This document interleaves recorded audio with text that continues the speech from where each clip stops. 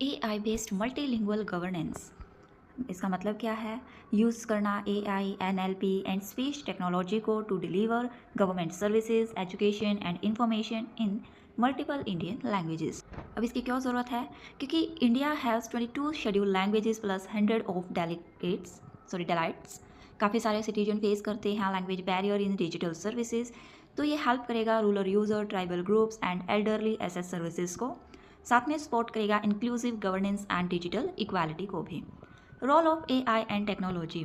AI translation, ये convert करता है text and speech between languages. Speech recognisation, ये वॉइस बेस्ड सर्विसेज हैं for non English user. NLP, ये अंडरस्टैंड करता है local grammar, accent and dialects को। AI चैटबॉट्स, ये हेल्प करेगा citizen access scheme and information को। फिर हम की गवर्नमेंट प्लेटफॉर्म्स एंड इनिशिएटिव्स की बात करेंगे। भीषणी, ये AI based translation and speech to text एक ऐप है जो सपोर्ट करता है 22 schedule languages plus tribal languages को। ये मेन पिलर है नेशनल लैंग्वेज ट्रांसलेशन मिशन का। भारत जीन, ये मल्टीलिंगुअल AI मॉडल सूट है, इसको यूज़ किया जाता है SPPEL plus Sanchika database sets के लिए। संचिका, ये डिजिटल आर्चिव है, इसके अंदर dictionaries, story books, AV materials हैं।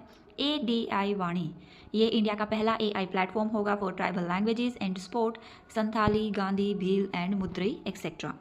GEMAI, ये कॉमर्स के लिए है, voice and text support in multiple languages, help करता है स्मॉल वेंडर्स को use government marketplace. Anuvadini, ये AICTE का है, ट्रांसलेट करेगा engineering, medical, law textbooks को, जो सपोर्ट करता है NEP 2020 in mother tongue language. Kumbh, ये भी AICTE का ही है, प्री टेक्नोलॉजिकल बुक्स इन मल्टीपल भारतीय लैंग्वेजेस। स्वयं, ये मल्टीलिंगुअल MOOC प्लेटफॉर्म है, 5 करोड़ से भी ज़्यादा यहाँ पर लर्नर्स हैं। फिर नेशनल स्कीम की बात करेंगे जो सपोर्ट करती हैं लैंग्वेज टैग को। SPPEL, ये डॉक्यूमेंट लैंग्वेज स्पोकन है, क्रिएट करती है data set for AI research on endangered languages. TRIECE, ये AI बेस्ड ट्रांसलेशन है ट्राइबल लैंग्वेजेस के लिए, work with tribal research institutes. NTM, ये ट्रांसलेट करती है academic text to Indian languages. NMM, ये डिजिटाइज करती है एंशिएंट मैन्यूस्क्रिप्ट्स जैसे संस्कृत, पाली और प्राकृत वर्ड को।